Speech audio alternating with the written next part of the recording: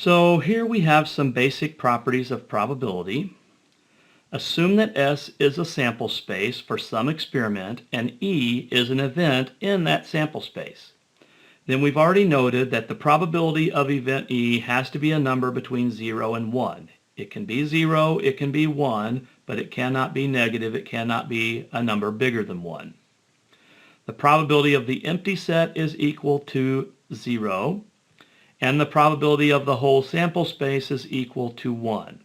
So those are some basic properties. Again, this is basically just saying that the probabilities have to be between 0 and 1, and the probability of none of the outcomes in the sample space is going to be 0.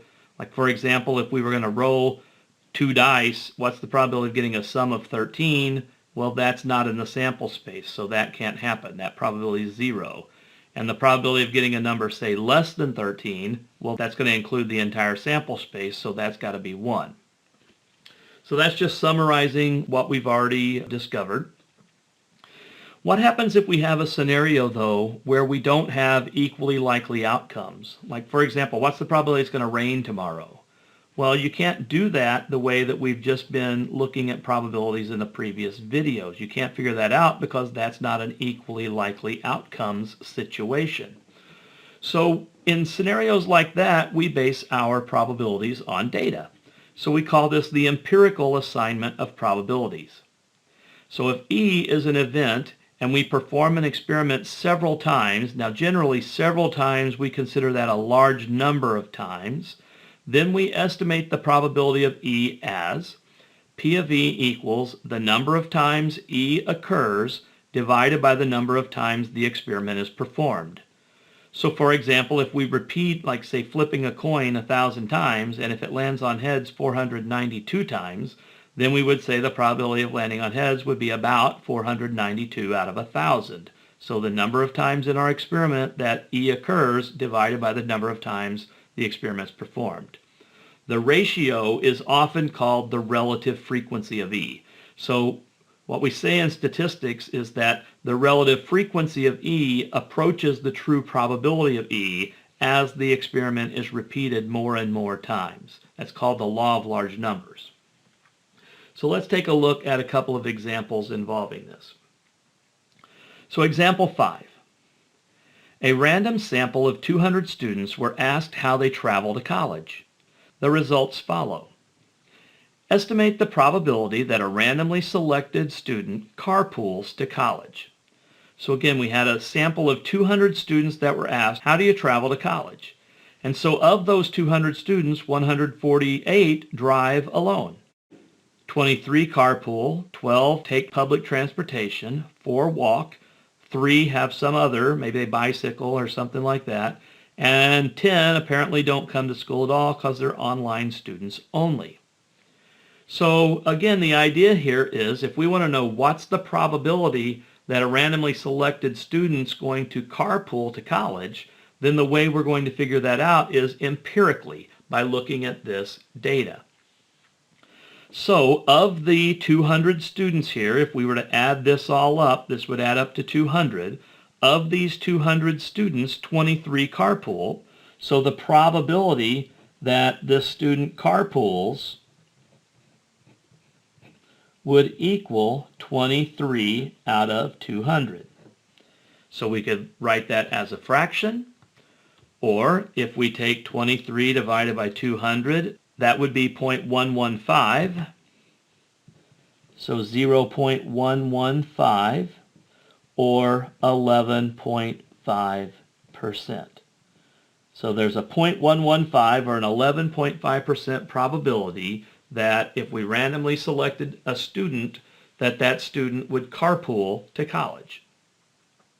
So that's the idea of using empirical methods for figuring out a probability. Example 6. The table shows the marital status of U.S. men and women 15 years old or older in the year 2017. So taking a look at this set of data. So if we look at the men, now these data are in millions, so about 46.0 million men aged 15 and older have never married. 63.3 million are married, 3.3 million widowed, 12.1 million divorced, 2.2 million separated.